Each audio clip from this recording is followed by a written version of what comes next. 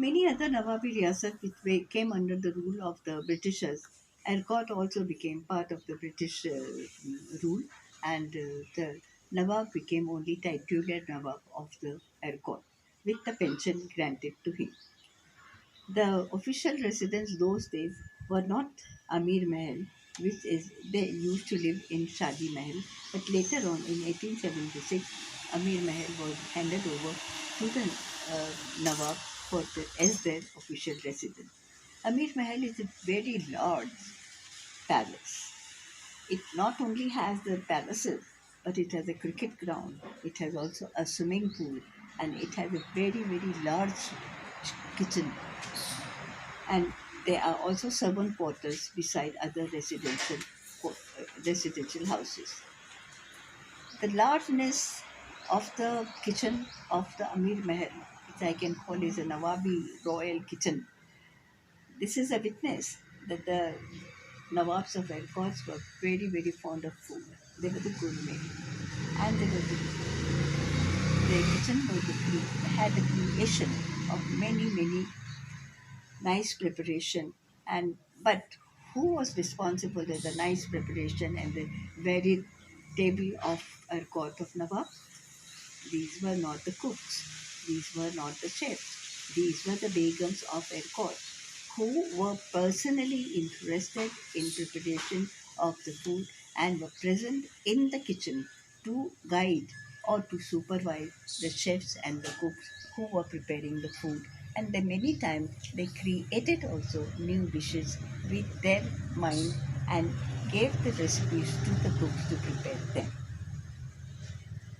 This, this passion of the Begums of Arcot made Arcot a very hospitable place, and the people came, the VIP traffic came here to taste the food, and they loved to come to Arcot and have the meal with the Nawabs of Arcot and the family. 150 years ago, the kitchen was divided into two parts. It was a vegetarian kitchen and it was a non-vegetarian kitchen. And every part division was there, and like we have today in the five-star hotel, tandooriya is there and the handiwala is there and the roti wala is there and all that. And for in that, for every preparation, like for rice and the rotis and the handi, there were different cooks and the different places where they were cooking. They were not just, it was a large thing which was divided into different sections, and each section has a different cook. Many preparations, an army of chefs and the helpers, and to hold a banquet of about 100 people is a very common thing in Ercot. They never required even notice. It was said in the morning that the evening we are having a banquet for about 500 people, and things were ready because there were so many cooks and the kitchen was so large to handle all these things, and everything was available to them. But this is very interesting that the banquet food was cooked by the men chef and the everyday food was cooked by the women chef. In 1945, the mother of Nawab Sahab, she came as a bride to Amir Mahal, and she was very passionate about food. She was a good-looking woman. She was a very intelligent woman, and she was a very creative woman. And she realized the husband also is very fond of throwing parties, and her husband is a gourmet and he loves and has a passion for good food. So she made it a point to remain in the kitchen personally and supervise the food made by the chefs of the royal kitchen.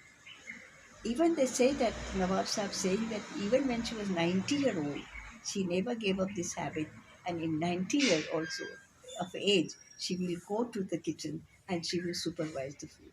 Not only the food, she will look into it that the spices are correct and they have been brought and they have been ready to be used. No other spice will be used for every pakwan. There was a separate spice, and she saw to it that the chefs are not at all lazy in doing the things.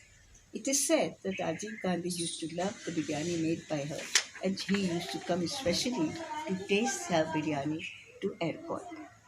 Nawab Sahib also said that beside biryani and other preparation, non-vegetarian and vegetarian, his mother was very fond of making sweetmeats and dessert. This is that, 5 liter, he gave one example that the 5 liter of milk with sugar was boiled. And when it was just 2 liters, then it was put in a big thal or a big tray. And when it is now very thick, a 5 liter, 5 liter milk, when it will become 2 liters, it will become very thick. So it got, when it was put in the thal and it got cold, they were able to cut it into small pieces, and that was given to the guests having the dinner.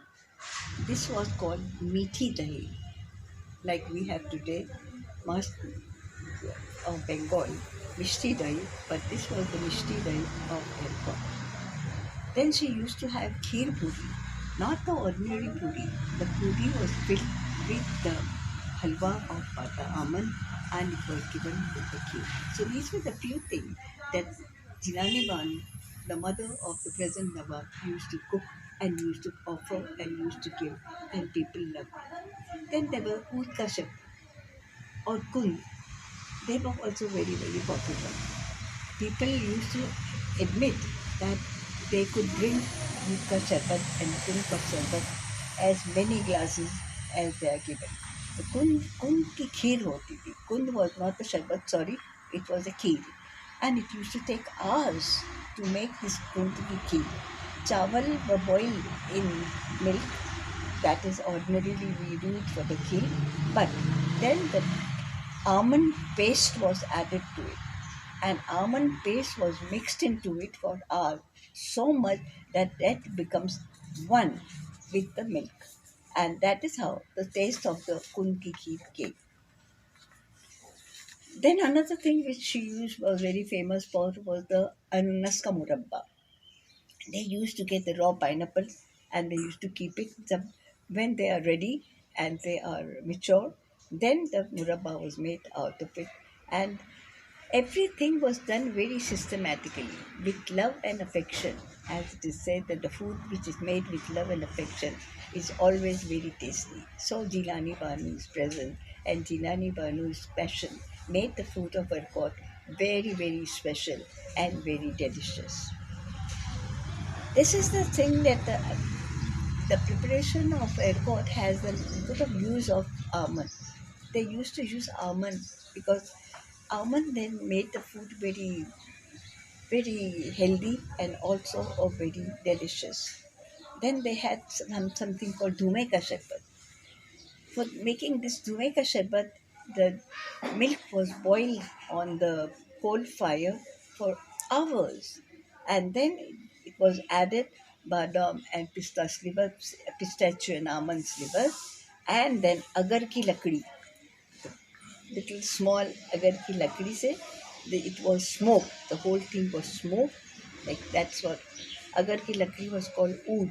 That is why it was called oud ka sharbat, or isi why it was called dhume ka sharbat. But the whole thing was smoked and then presented. This was the few recipes, which few account of the sharbat and the dessert, which was the perfection of Jilani Banu, as she knew that the Nawab of Arcot was very, very fond of sweetness. He has a sweet tooth. And that is why on the table of Arcot, the sweet dish or the dessert was always present. If nothing else, even a jaggery, jaggery is present there, and it was really relished by the Nawab of Arcot. And as Nawabi Dastarkhan, it has a little effect of west southern India, and it was also had a little bit of the. But I will say that it was not totally under the influence of the Hyderabad or the southern India, because it was not sour like Hyderabad. It has its own taste, and the use of the almond had given it a very, very different taste. Naveen Handa, the executive chef of the kitchen of the Arcot, says that not only the non-vegetarian food, but also the vegetarian food also was very, very good, and they were the perfect and the very experienced chefs were there to use to make the vegetarian food, and they were like khamiri, mirch roti, magzi naan, tandoori khatta kulcha. These were the few non-vegetarian things which were present as far as bread is concerned, besides the shirmal and other things. And then in the non-vegetarian, they had the ambara gosht and lal bangan ka char, more musallam, the aloo gosht, and the heart was cut into small pieces of the goat, and then it was cooked with the soya sauce, and the organs were cooked, and the liver was roasted and presented with the spices. Khichda and Ambur biryani was the known, very well known biryani of Arcot. These were the few preparations which were present on the Dastarkhan of Arcot, and they were favorite of the Nawab of Arcot. Vegetarian food which I was talking about, and in between came the rotis. And in Nilofari, vegetarian cooking, I can talk about the Nilofari safe and the paneer til tikka, haldi paneer, and the biryani of the seasonal vegetables and sabziyon ke vegetable kebabs. Ergot never had much of the fish in the beginning because they thought that the fish is the poor man's food. But Saida Begum, the daughter-in-law of Nawab of Arcot, she changed the thinking. She made such lovely preparation of fish that people forgot that it is a poor man's dish and started eating. And she also taught the chefs in the kitchen to prepare them. And then fish also became part of the table of the Nawabi Erko. Now we were talking about the Ambur biryani. What is the Ambur biryani? Now Ambur biryani is totally different from the Hyderabad biryani and Awadki biryani. It has, short grains, and this rice is a special kind of rice which you get only in Tamil Nadu, and it is called Siragasa. Ambur biryani was started in Arcot. That's why sometimes it is called Arcot biryani. And the cooks, after retiring from this, they started giving popularity to this biryani by making small shops of their own. And so this biryani, which was really a royal biryani, reaches to a common man. They had a chef called, one chef was there, I think, and he went to the somewhere in Ambur, and he opened a shop called Star Biryani and started serving the Ambur biryani there. This Ambur is about 180 kilometers far from Madras. Today, this cook's generation are making Ambur biryani even now and selling it under the name of Star Biryani.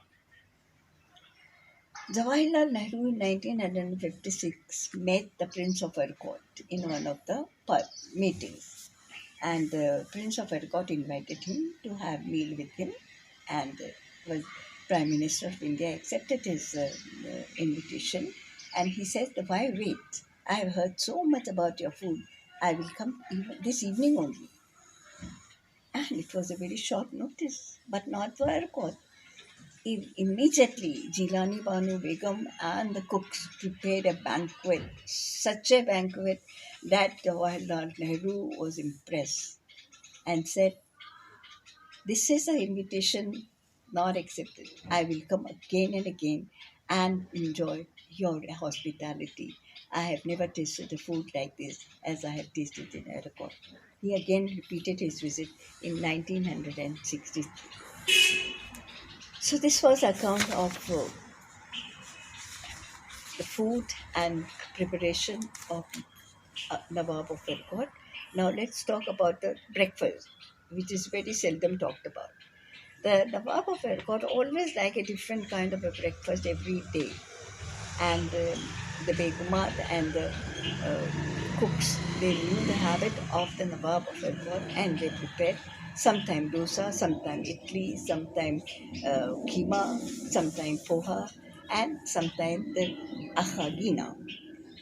कभी गुड़ के साथ तो कभी भुने आलू के टुकड़े. That was also a big part of the breakfast. But it's very sad to say that this big kitchen in which the hundreds people food was prepared and people craved about it is not no more there. It went down, it fell down. It is not. It is underground, and all the crockery and all the saman vessels of the banquets were gone with that and are buried when the kitchen went underground. इसलिए now if you go to Arcot, you will not be able to see this kitchen which gave food to so many people and so many VIP.